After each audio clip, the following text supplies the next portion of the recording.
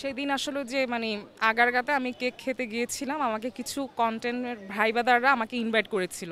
তো আমি গিয়েছিলাম, তো দেখা গেছে যে তারা আমার পূর্ব পরিচিত, যেহেতু আমি মিডিয়াতে কম বেশি কাজ করি ক্যারেক্টার আর্টিস্ট হিসেবে। তো যাই হোক, তো কেক খাচ্ছিলাম, আনন্দ উল্লাস করছিলাম, এবং যে সুপারি সেল করতেছিল চাচা, তাকে একটু কেক খাইয়ে দিচ্ছিলাম। সুন্দর একটা মোমেন্ট আসলে মানে স্মৃতি হয়ে থাকতো। সেই স্মৃতি যে বেদনার হয়ে দাঁড়াবে, অনাকাঙ্ক্ষিত একটা দুর্ঘটনা ঘটে গিয়েছে। তার মধ্যেই হঠাৎ করে একটা ছেলে এসে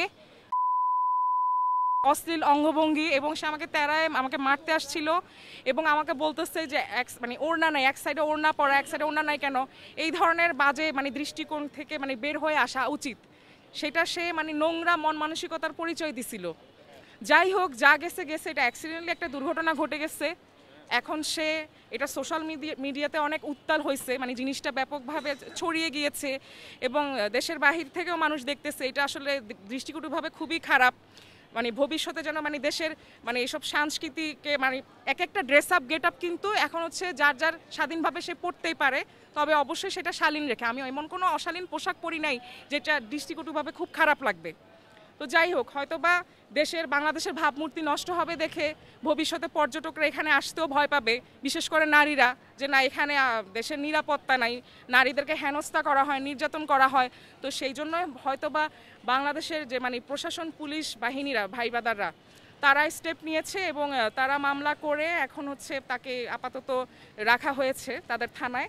তা আমি যাই হোক, এটার সমাধান চাই। মানুষকে একবার হইলেও ক্ষমা দৃষ্টিতে দেখা উচিত, বিশেষ বিবেচনায় তাকে একটা সুযোগ দেওয়া উচিত। হ্যাঁ, ভুল মাত্র মানুষ করে, ঠিক আছে, সে যেন শুধরাইতে পারে। সারা জীবনে যেন শুধু আমি কেন, অন্য কোনো নারী বা মা বোনকে যেন এরকম হেনস্থার শিকার হইতে না হয়, নির্যাতন যেন না করে, সেই স্টেটমেন্ট, সে জবানবন্দি দিয়ে সে যেন সারা জীবনের জন্য ভালো হয়ে যায়। আর অন্য কোনো পুরুষ মানুষ এটা দেখে সুযোগ পেয়ে যেন অন্য নারীকে বা আমাকে যেন হেনস্থার শিকার হইতে না হয়, আমাকে যেন উত্তপ্ত না করে, অন্য মেয়ে বা নারীকে যেন ভবিষ্যতে এরকম হেনস্থার শিকার হইতে যেন না হয়, সেদিকেও খেয়াল রাখতে হবে।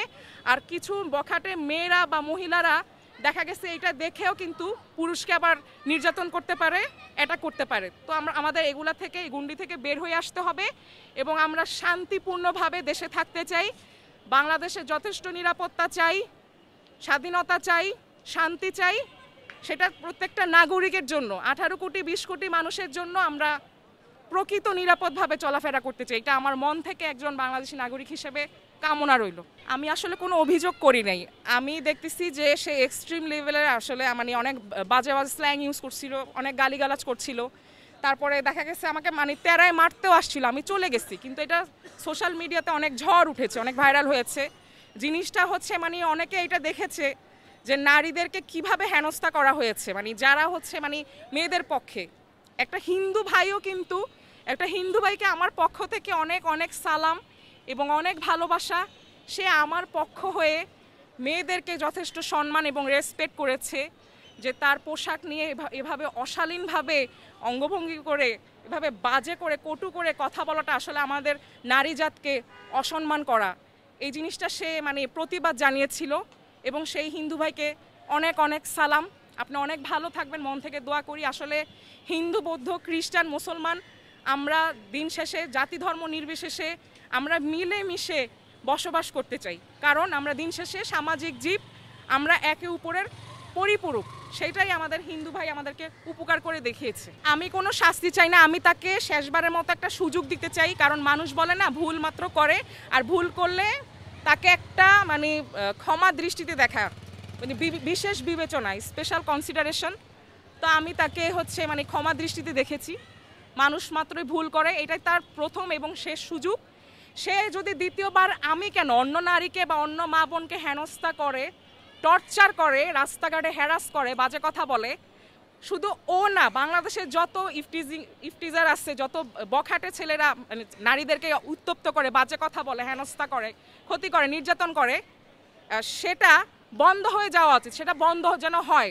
আজকে কিন্তু সে ভুগতেছে কম বেশি, কিন্তু আমি চাচ্ছি না এটার কোনো বিচার হোক। আমি তাকে একটা চান্স দিয়েছি, এবং তার লাইফে কিন্তু সে যথেষ্ট শিক্ষা অর্জন করেছে।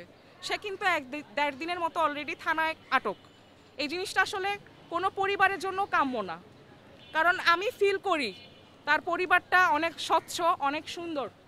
তার বাবা মারা গিয়েছে কয়েকদিন আগে। আমার হৃদয়টা কেঁদে উঠেছে।